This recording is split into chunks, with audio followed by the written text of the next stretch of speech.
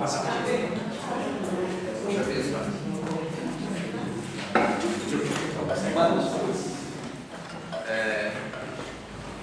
Bom dia a todas e a todos.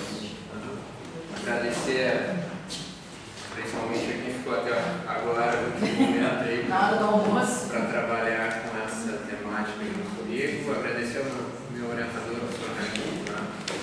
Como o professor Nelson já falou, né? Educação para o consumo. Eu queria fazer uma pequena observação antes de a gente seguir nos slides. Se alguém espera que meu projeto ou anteprojeto seja ortodoxo, já decepciono vocês antes de a gente seguir.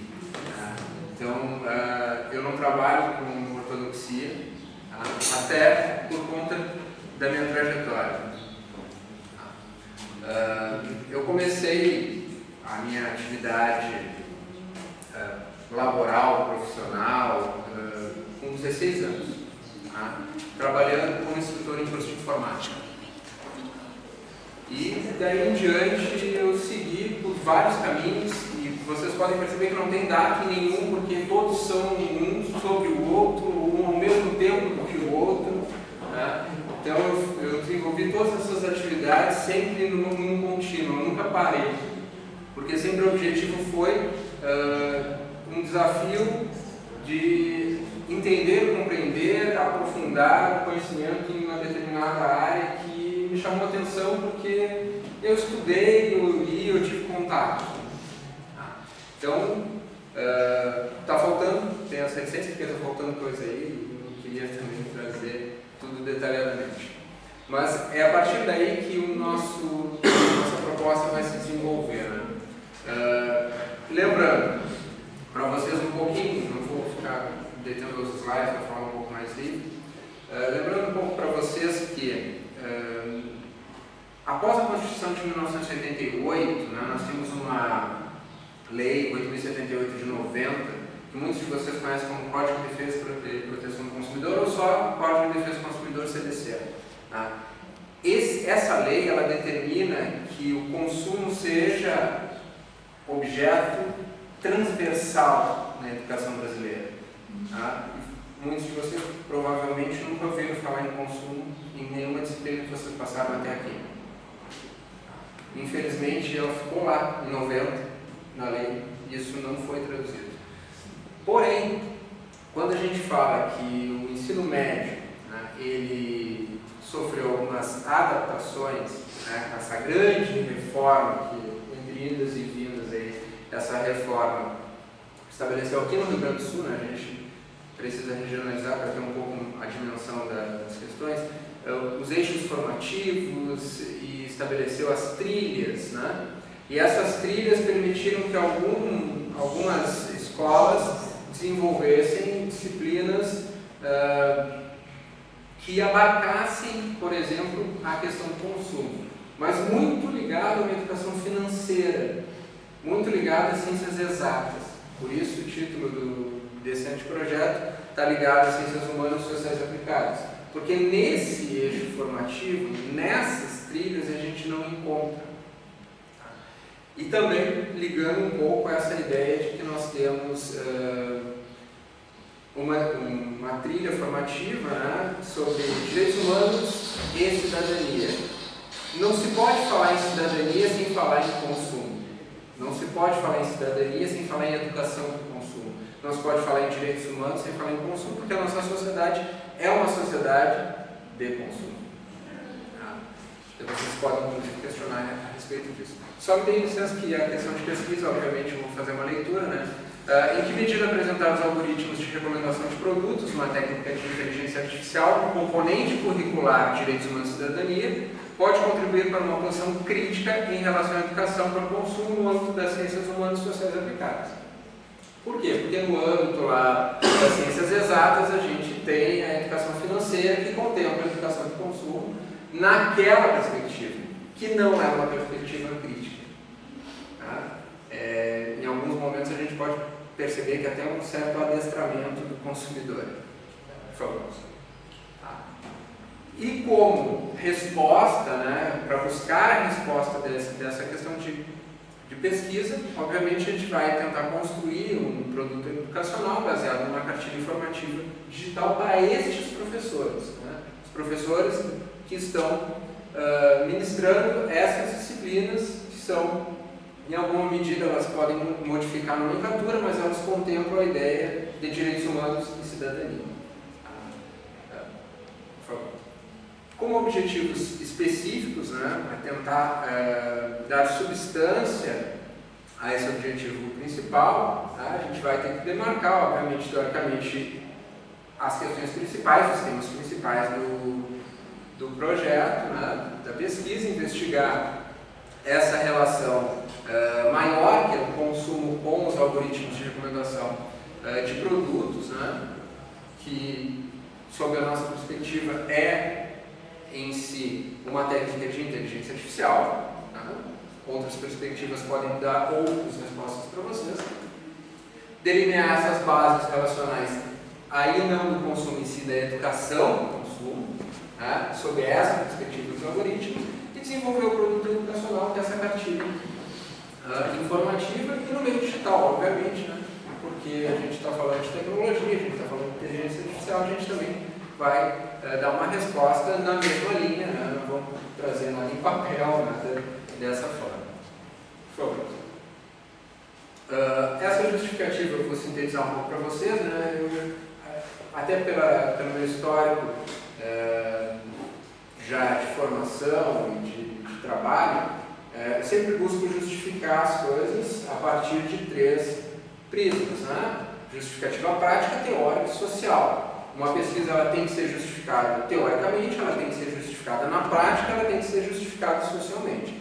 Então, de certa maneira, é isso que eu coloquei, né, como sendo as justificativas teórica e prática, elas acabam se misturando por conta da temática que a gente está trabalhando.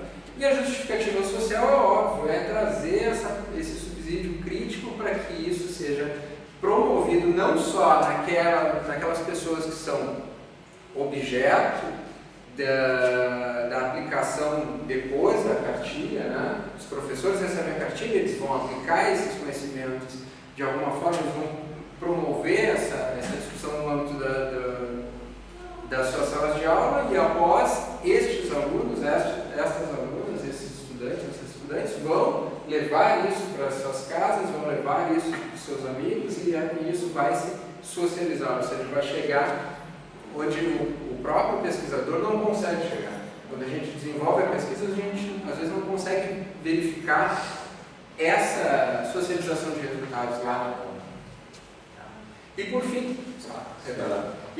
né, claro, o alinhamento com uma linha de pesquisa, tecnologias educacionais no ensino, tecnologias de educação, e adere, obviamente, a linha de pesquisa do meu orientador, né, que é o professor que se destaca na área da inteligência artificial e das tecnologias da educação. A revisão de estudos vai ser baseada em 2 partes, né? A primeira é uma revisão sistemática. Isso, como é um anteprojeto, a gente ainda não colocou essas questões, né? Mas elas estão sendo construídas dessa maneira, né? Alguns descritores, obviamente o operador vai ser o N, né?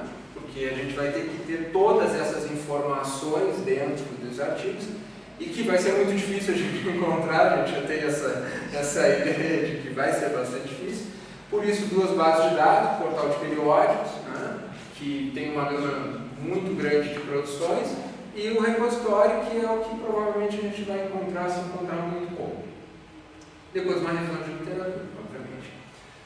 Para tudo isso, a gente não vai usar uma referenciação teórica, a gente vai usar uma fundamentação teórica, né? A gente poderia ter uma discussão filológica sobre isso, mas, enfim, a gente vai atalhar isso.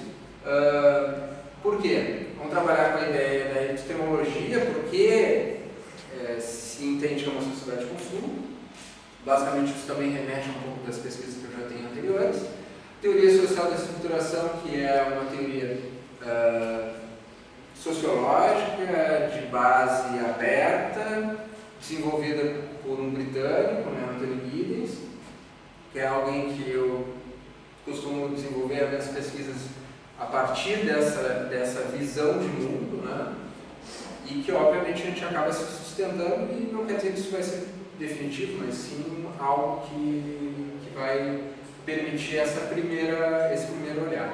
E obviamente teoria da computação, porque a gente tem que entender todo esse processo que a IA está envolvido na atual quadra da história. Bom, como eu disse, a metodologia, né, tem a ver com a teoria social da estruturação em 2 pontos importantes, né? Ela tem a dimensão objetivo e subjetivo.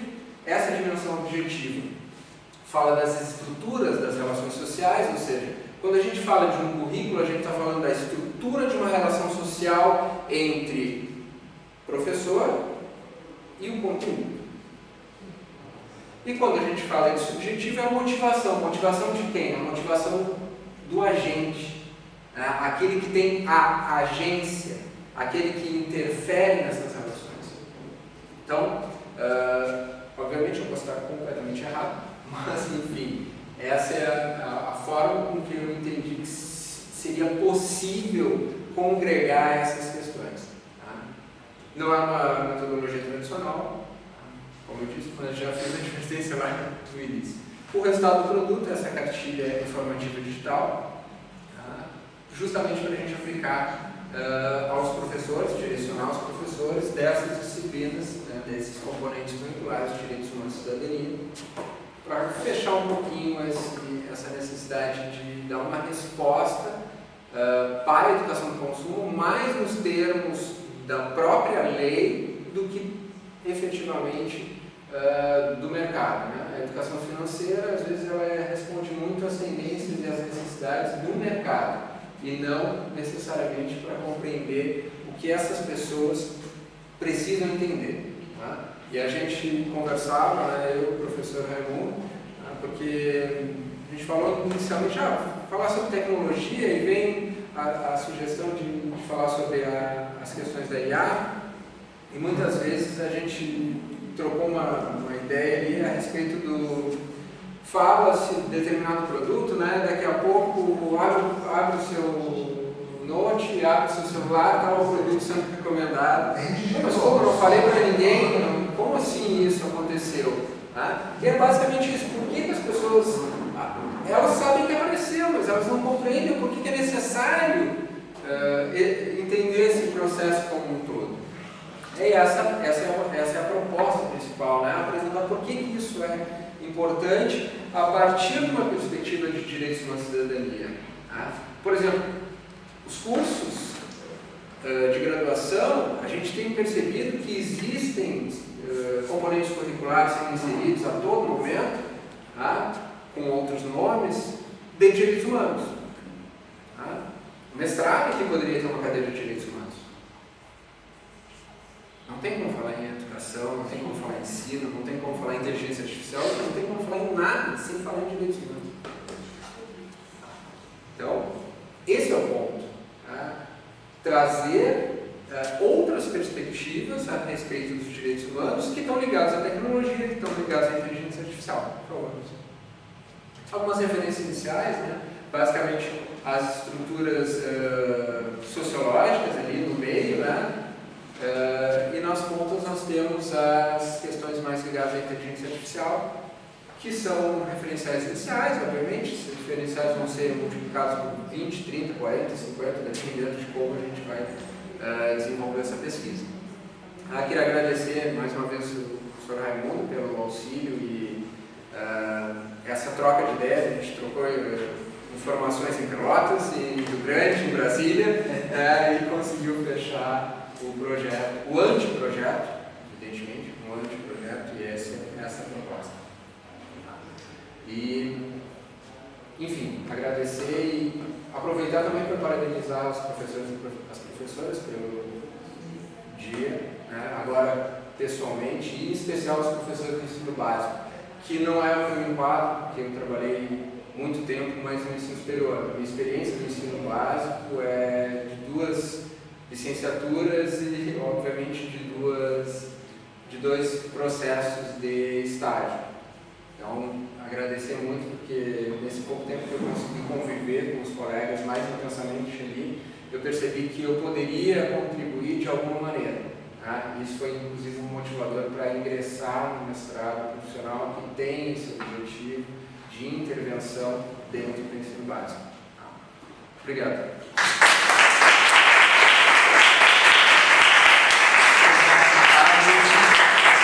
Agora passamos aí para as perguntas, proposições.